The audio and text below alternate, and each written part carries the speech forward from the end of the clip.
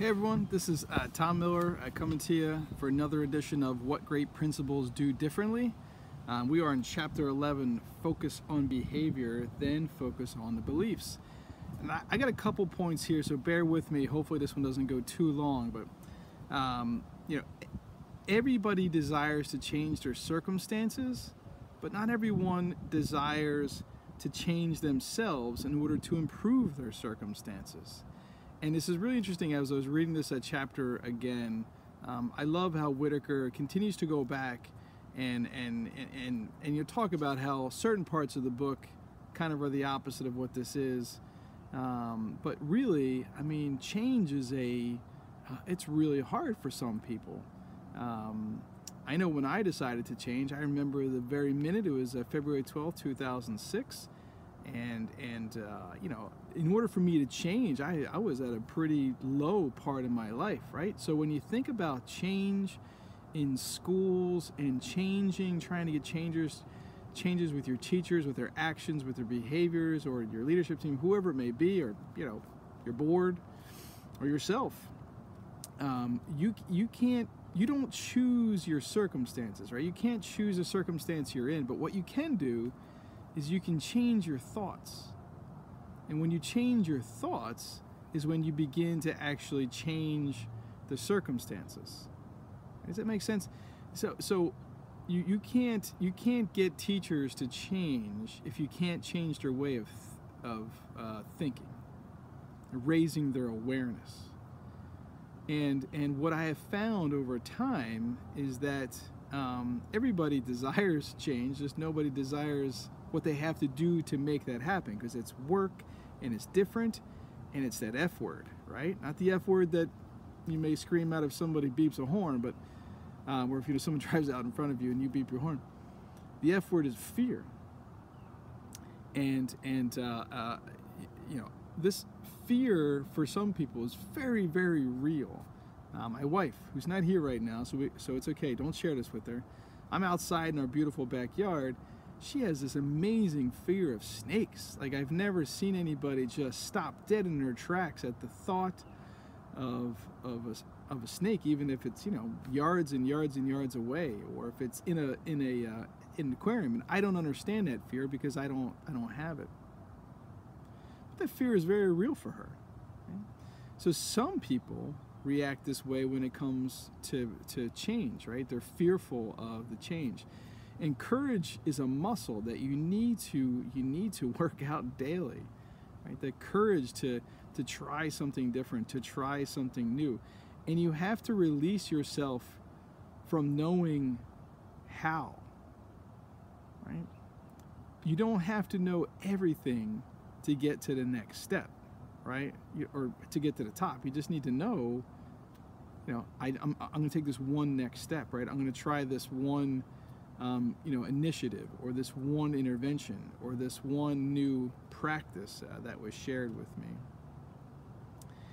And what typically happens is that teachers try, and it doesn't work the first time, and then they bail on it, right? As I say, it just didn't work with my kids.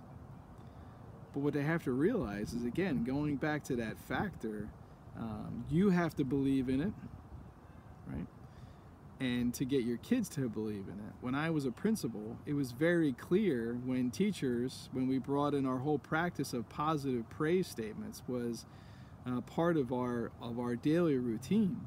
And it was interesting to see how forceful teachers had to be when praising somebody. They had such a challenge with coming up with what kids were doing well. They could tell you a million things that they're terrible at, but they had a hard time specifically telling a child, or a young adult, or adolescent, it was a middle school, what they did well, exactly the behavior that they desired to see. And at our school, at Chartered A School, and I credit Baker Mitchell for this, we had the 3 M's, okay? The first M was motivate, right? Motivate students, right? Praise them, and you'll get more, you'll get more of the behavior you desire to see, right? Praise the behavior you desire to see, and you'll get more of it. The second M was manage, right? Managing your class, managing the systems of it, right? Making sure everything ran well. So we got motivate and manage. And the third M was mastery. And we were a mastery learning school. So, but the great part about the third M is that if you weren't getting mastery, go back to those first two M's.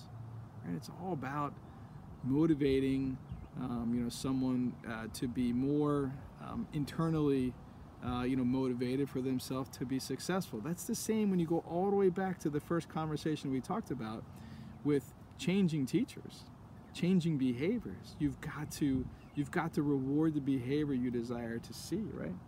So if you focus on their behaviors, then you can start to change their belief pattern and how they believe that this is going to work, right?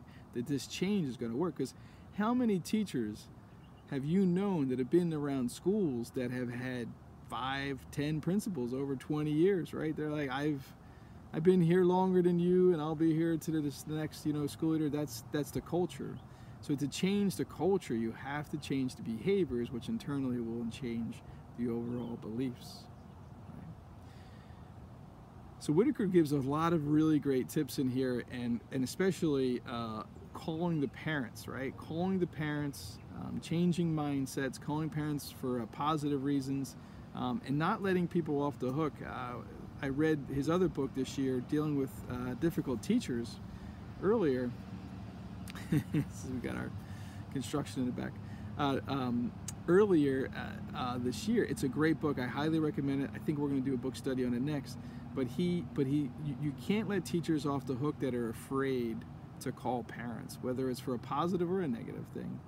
And Whitaker gives this aspect where he'll actually go to a classroom and he'll ask the teacher, have you followed up with that parent? And if they say no, I'm going to cover your class right now. Let's practice your talking points, right? So it's really important. You got to change mindsets. You can only change mindsets by changing behavior, which internally will change the beliefs, will start to move your culture in a different direction. I hope this was helpful. Some of my stories help. And if not, reread the chapter again, and let's talk about it during our next call. Thank you so much for listening. Have a great day.